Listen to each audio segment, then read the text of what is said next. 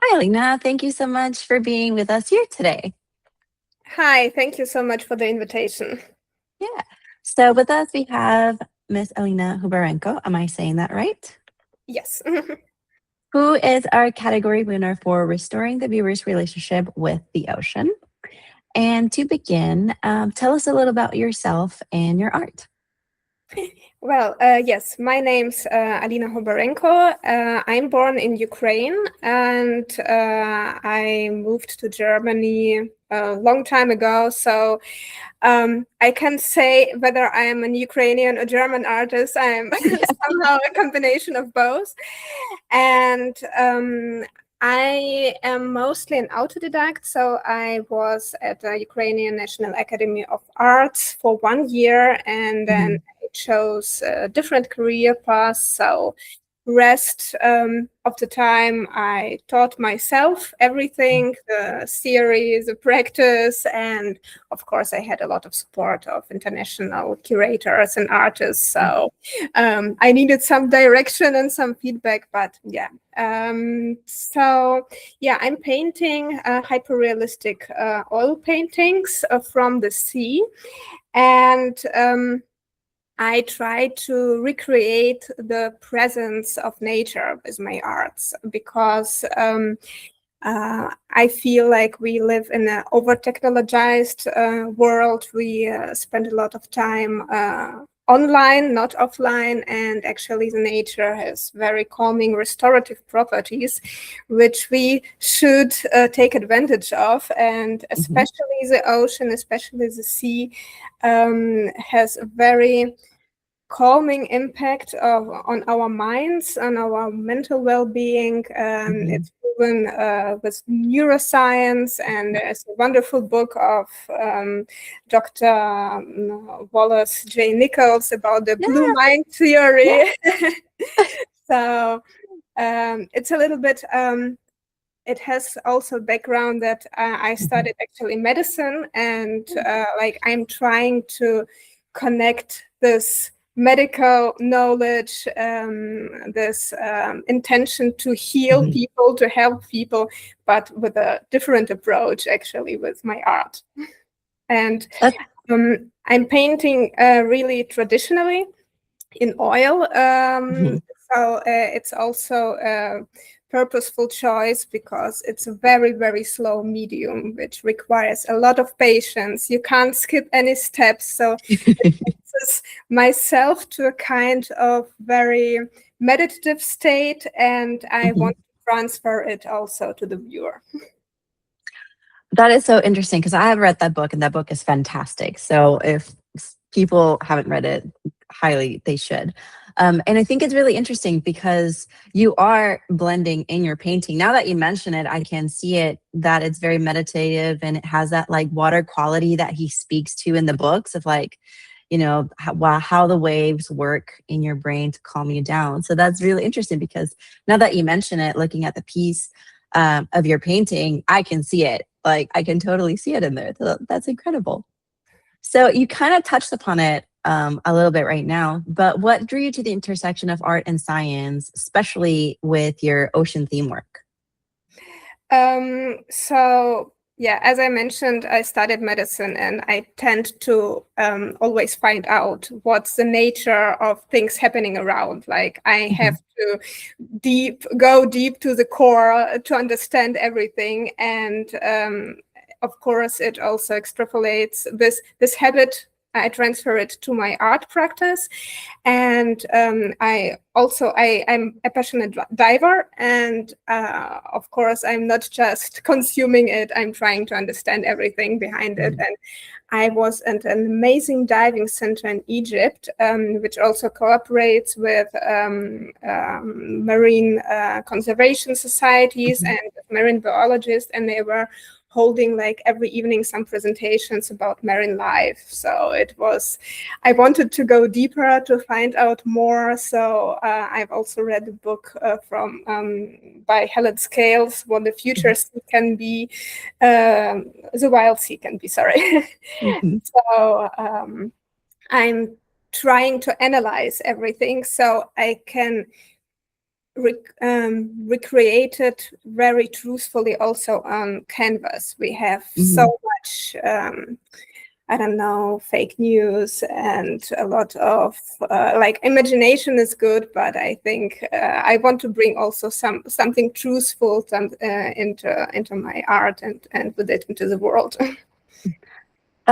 So I have a question for you. Since you are working in the very traditional painting manner and also looking at the science at the same time, how do you choose what colors to represent, right? Like, do you try to use your color palette as faithfully as possible to what you're looking at, or does your artistic sensitivities on color also come in? That's a very good question, because actually I started with trying to recreate everything as truthfully as possible. I'm mixing the colors, and I was doing a lot of studies at the seaside, like to have something to reference it, because photography is nice for details, but it doesn't represent the colors. So I was doing this kind of little studies, for example, at my art residency in Cyprus. And I always get back to them to remind myself how the sea looked like. But there's also a new series. Maybe I will share now the screen.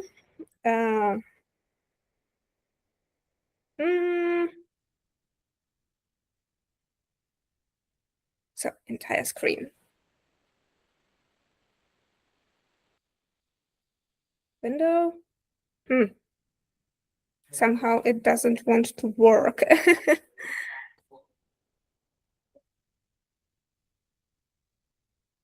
Usually there's a little square at the bottom with an arrow at the top. Yeah.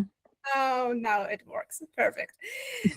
So this is a series of the future sea. Like you probably have already seen it, because I have applied also with this artworks and this one. And here the colors are actually inverted. So I'm using using captures from my GoPro, from my diving sites, and I invert the colors with a negative filter. So it's a bit a different theme. I'm dedicating this project to. It's not for the humans, but more for the oceans, to how would I say it? I want to raise awareness about the problem of the global warming and coral bleaching and dying out. And I think it's also like my obligation to give something back to the ocean. Like, we have so much positive. So the ocean gives so much to us, and I want to give something back. And the best I can do is to raise awareness and tell people how actually wonderful it is, but also it needs protection. So in this series, I invert the colors so the people can't actually see the truth with their bare eyes. And I thought of this idea, like, when we had when we have dinosaur remains and we try to recreate the image of the dinosaurs, we are having, I think, a very disrupted image of them. Like, maybe they were like colorful and with feathers and really beautiful. So I'm afraid that in future we will have the same situation with the coral reefs. Like, we will see only this brown remains, and we can't perceive the beautiful colors of it anymore, and we have them only captured in books or maybe digital media. So this is the series of artwork dedicated to this thought. That is beautiful.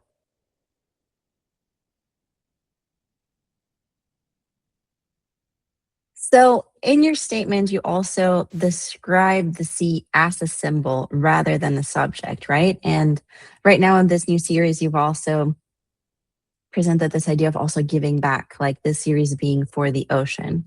So, can you tell us more a little bit about that idea and how it shapes the way you paint, since it sounds like the painting for the category was more to inspire the viewers.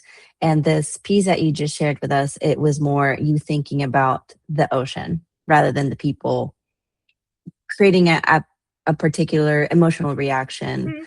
Mhm. Um, yeah. Yeah. So the paintings, when you look like at the whole bunch of the artwork I'm creating, you will see that the sea is not like traditionally used. It used to be depicted as a landscape, as a Mhm. part of something in the background, but the focus is really on the water itself. So there are almost no horizons, there's no beach, there's nothing else but the sea itself. So Yeah. I, in my paintings, I always impersonificate the ocean. So it's a living organism, a living being. And uh, I try to recreate it different states. Like sometimes it's a very peaceful and quiet state. Sometimes it's more freedom and free and energy, and from like gives the freedom of energy. Sometimes it's wild and uncontrollable. And I also, in some artworks, I'm adding more and more layers, like the metaphorical layer, where the Mhm. ocean is also a symbol for our always changing reality. Or I'm adding the cultural meanings of purification and renewal. And there's also like the anthropological theory of the deep connection of humans and oceans, because our whole survival was always depending on being close to the water. And actually, the water is the first element we experience in Mhm. our life when we are Yeah. like still in the womb.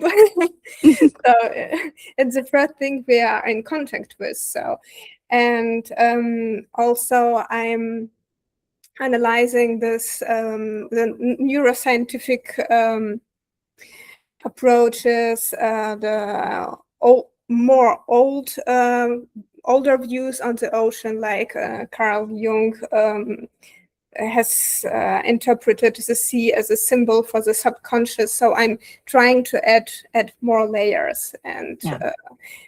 yeah. So that kind of brings me kind of a question. What was your first experience with the ocean? Like, were you living maybe when you were younger close to the ocean? That was like your first experience of it, or did you come of it more as an adult? What was your first like connection to the ocean? Um, well, I grew up far away Mhm. from the ocean. My first contact was with the Black Sea, which Mhm. is now a bit difficult to access. Mhm. Like we've been 2 years ago to Georgia, and it is also on the coast of the Black Sea. It was a very different experience, like Mhm. something very deeply rooted in my childhood. But like a more conscious contact was in my mid 20s, where I had my personal healing experience at the seaside. And this this personal experience, it made me actually paint the water. And Mhm. only afterwards, I started analyzing and realizing why I'm choosing this subject. Yeah. That's great because I also feel like people have very different experiences. A lot of people have always lived by the water, and some people, it happened that was a transformative experience that it opened their minds and hearts to this idea of like, hey, we're technically an ocean planet and we're made of Yeah. water. Our first contact is with water. So it's not as far removed as sometimes we think. So especially being surrounded um, in cities or online, like you mentioned. So your painting Thriving captures something specific. You can say that it's the boundary between the surface world and what's underneath. And then what drew you to that particular vantage point?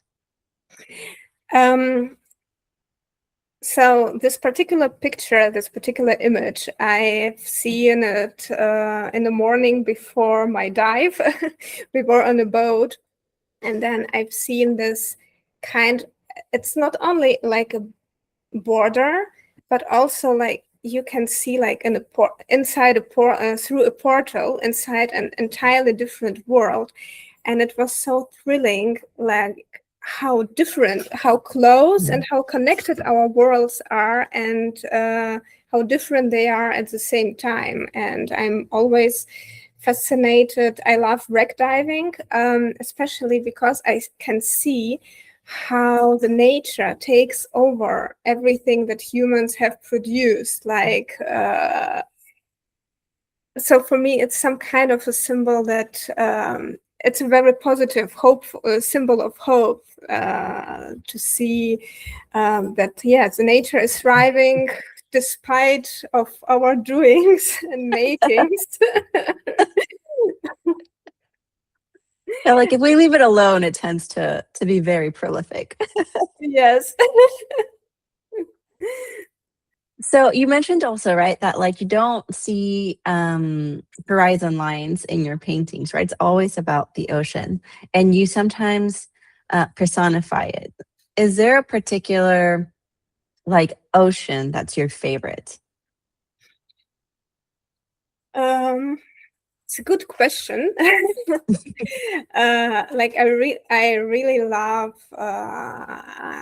I've been at the Indian Ocean. I really loved it for its diversity and so alive, so much life in this. At the same time, like I've been at a lot of places, and I was also at the Caribbean in Costa Rica. There is a Mhm. nature reserve, Tortuguero, and it doesn't, the sea is like not how we used to see it, like on the photos of Maldives and so on. It was very rough and it was muddy and you couldn't really swim it, but it was so, like, I don't know, it was so alive, and you Mhm. felt so close to the nature itself. So actually there are a lot of places. I think the ocean is never the same.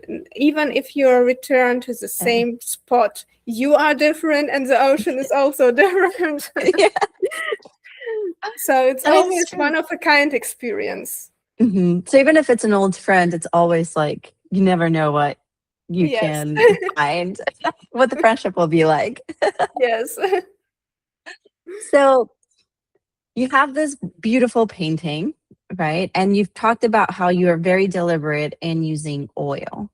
So why that medium and not any other? Or maybe you do. Maybe you use different mediums for different ways of representing the ocean. But you did mention that you were very conscious in your decision to use oil. Yes. So I have a couple of paintings, like a really small series with acrylics, and I don't really like acrylics because it's so fast drying and it forces you to work fast, and I Hmm. don't like it. But I used this medium for the series because I wanted to mix it with actual seawater. So the seawater is also part of the medium.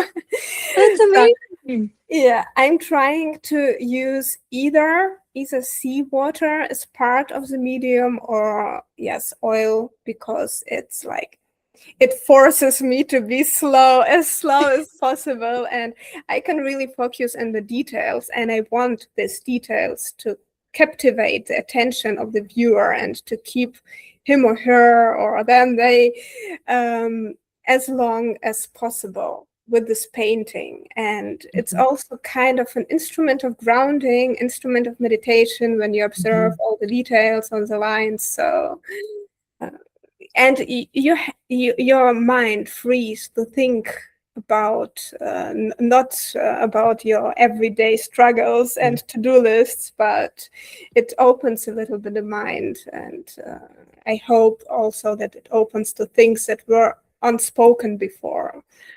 mhm. Yeah, I think your paintings definitely um, have that quality of the waves that you see in real life that's repetition at the same time it's not, and you find something new every time you look at it again. And I feel like I love color personally, so the colors are very inviting and enticing. And also now that conceptually you have lots of different meanings and layers in your paintings, it also makes me want to go back and be like, what can I what can I see and spot? And so, if you're comfortable with that, Alina, like what's usually your artistic process like? Like, do you do first research and then you go out and then you're trying to decide what to do, or do you kind of go through a more intuitive process? What's your artistic process when you want to paint an ocean themed piece? Um, so it depends on the series. Mhm. Sometimes, like every vacation at sea for me, it's work.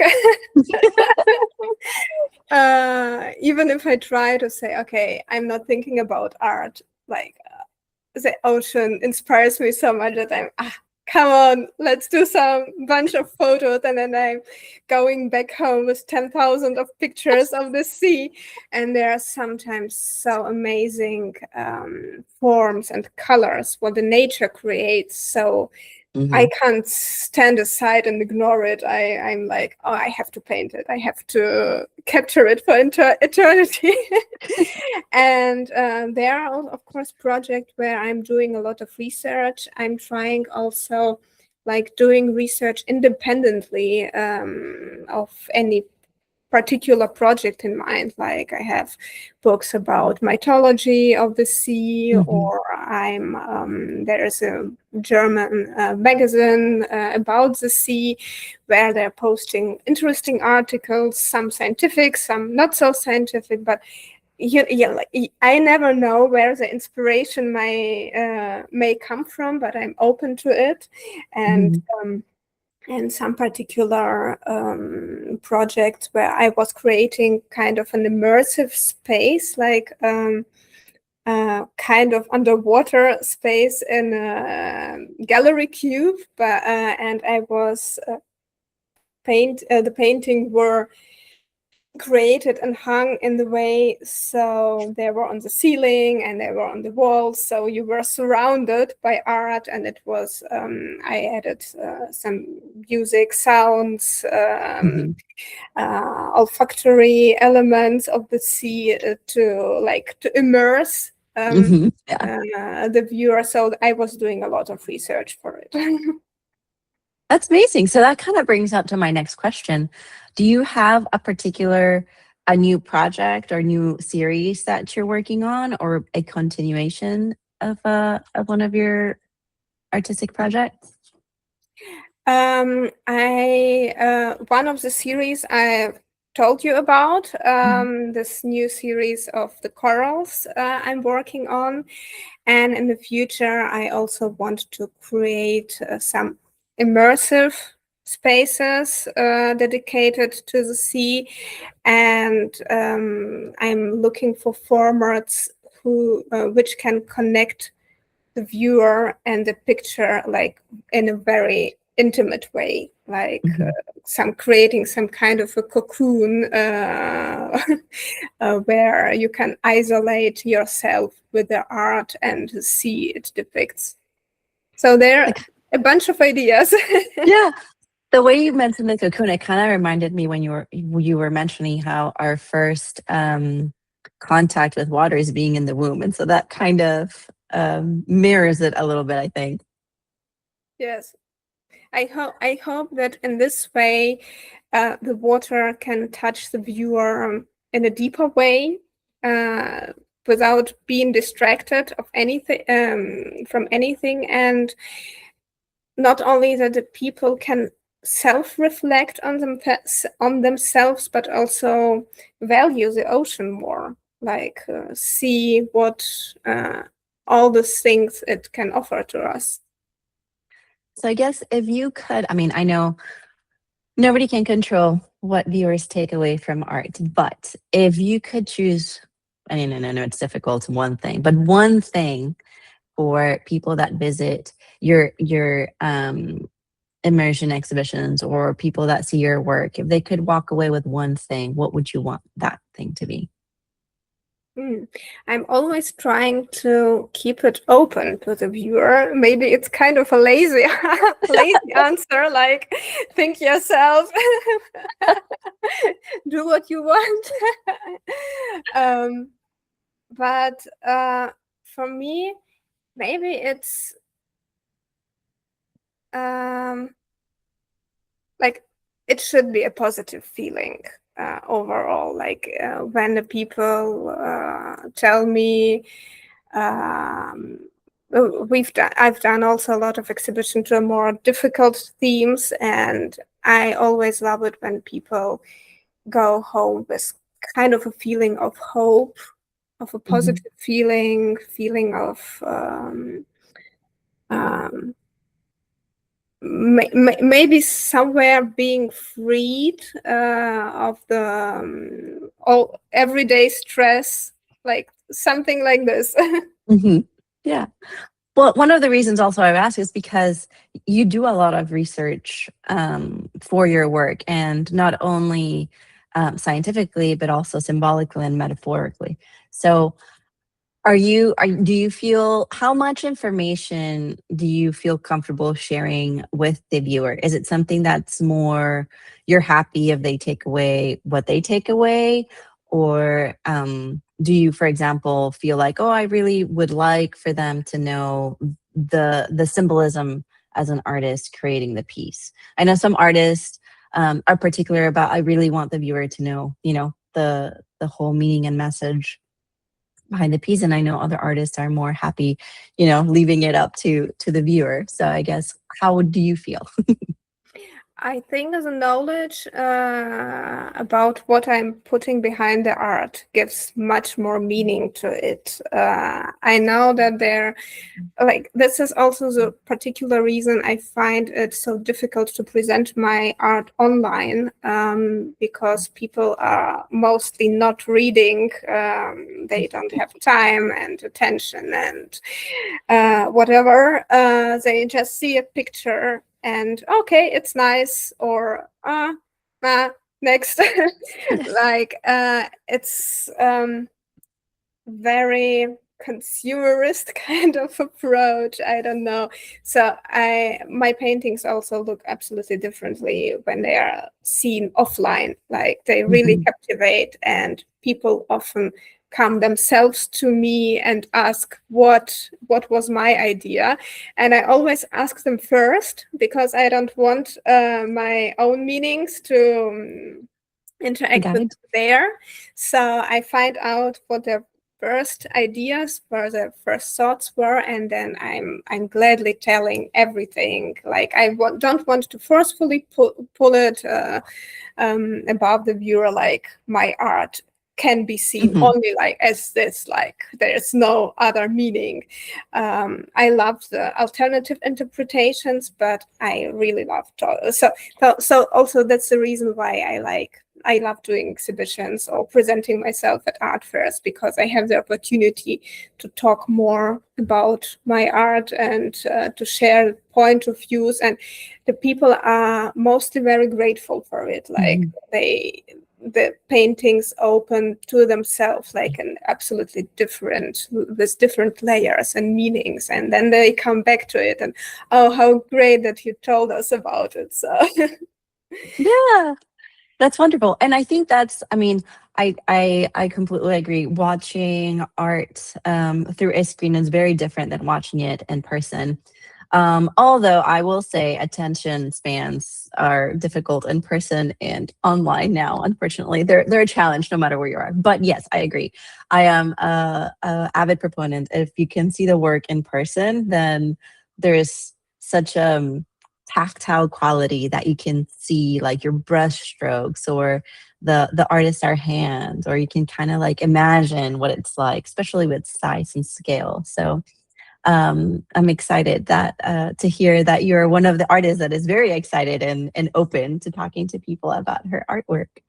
And so, last question for you, Miss Alina. If you could be any ocean creature, what would you be and why? Yes, so this question gave me a lot of thought. I Yay! so I really love octopuses. So Mhm. I think they're so smart, and we don't we know generally very little about the ocean and the ocean creatures, and there is something inspiring in all of them. But probably I will I will answer it a bit differently than with the octopus. I will answer it a bit with a joke, because right now I'm a bit pregnant. Oh, So thank congratulations! you. So if I would be a sea creature and I would keep my gender, I would be a seahorse. That's great. Yes. Beautiful.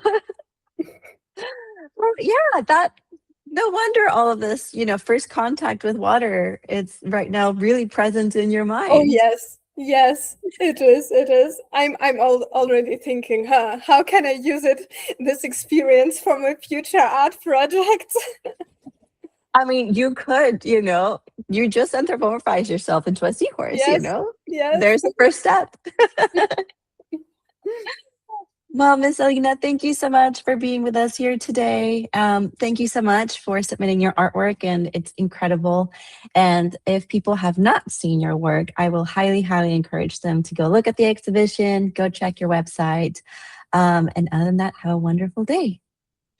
Thank you so much for the opportunity to talk about my art, to talk about myself, to participate in this wonderful competition. And I hope next year, when I have a little bit more time, I will take also part on the residency, because I'm curious to find out more about the Yeah, ocean. we would love to have you. Thank you so much. Thank you.